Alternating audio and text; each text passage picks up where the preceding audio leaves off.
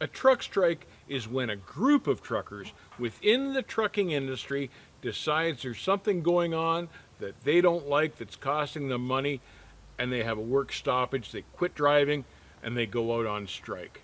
Early truck strikes before 1980 were somewhat successful, and that was partly because they were highly organized.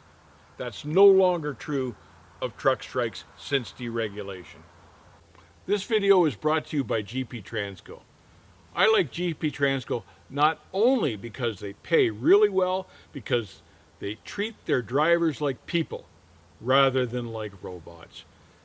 Check them out at gptransco.com. Today there are 3.5 million truck drivers in the United States alone, and despite the marvel of social media, they just can't get together and agree on anything. The group is too fragmented to get together and get organized. Let's talk about these groups that exist now in the trucking industry for a minute. The first group is there are a large number of inexperienced drivers just coming into the industry. Some of them don't even speak English, and their primary concern is to take care of their families. They're happy to have a job, any job, and they just want to make enough money, keep a job, and take care of their families. They're not concerned about what really is going on in the trucking industry outside what they do, and rightfully so. Who can blame them? Their number one priority is to take care of their families, not worry about the trucking industry. The first large group these days within the trucking industry are largely inexperienced drivers, new to the industry. Some of them don't even speak English.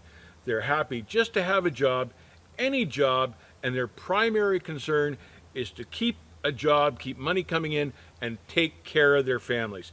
They're not concerned about the trucking industry as a whole, and rightfully so. The second large group of truck drivers within the industry these days are what they call lease operators. And these are guys that are just struggling to pay for their trucks, buy them from a carrier. They really can't afford to take time off for any kind of a strike because they're afraid that the carrier will let them go, and they'll have sunk all this time and money into paying for a truck that they're just going to lose back to the carrier.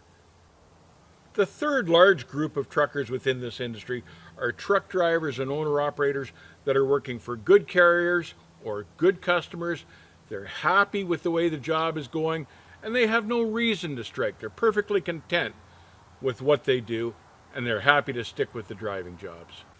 Truck strikes today can just not garner enough support, and even with social media, they've been unable to organize these things sufficiently to ever get off the ground. It seems these days, with 3.5 million drivers, everyone's got their own agenda and their own priorities.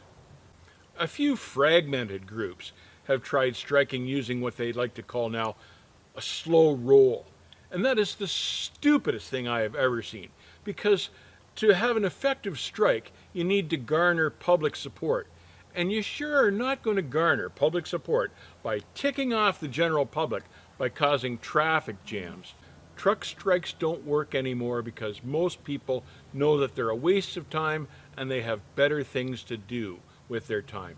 They know that they aren't going to change stupid regulations brought on by a government that's bloated and dysfunctional, and there's just no point in fighting them. They won't win anyway, so why bother? Look at the ELD mandate when it came in. Half the industry didn't agree with that, half the drivers, but there was no talk of a strike. People knew that was pointless. Instead, tens of thousands of experienced drivers just left the industry. Look at the pay issues truck drivers have had. For years now, pay has not kept up with the cost of living. There was no talk of a strike. More and more drivers are realizing this, and this is an international problem.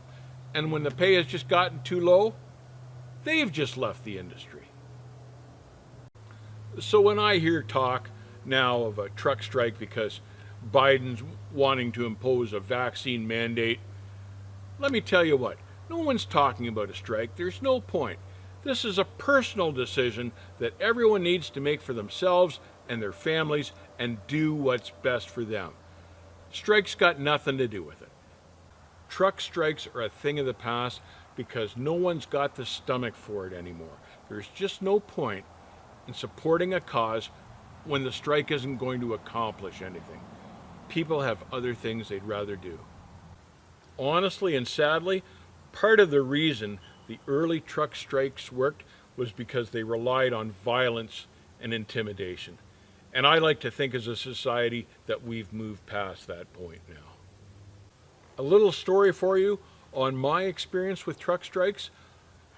I was trucking in the 70s when there were truck strikes.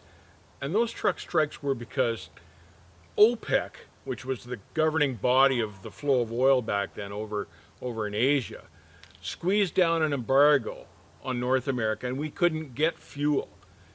And on top of that, the government then mandated that we'd have to run 55 miles an hour to try to burn even less fuel.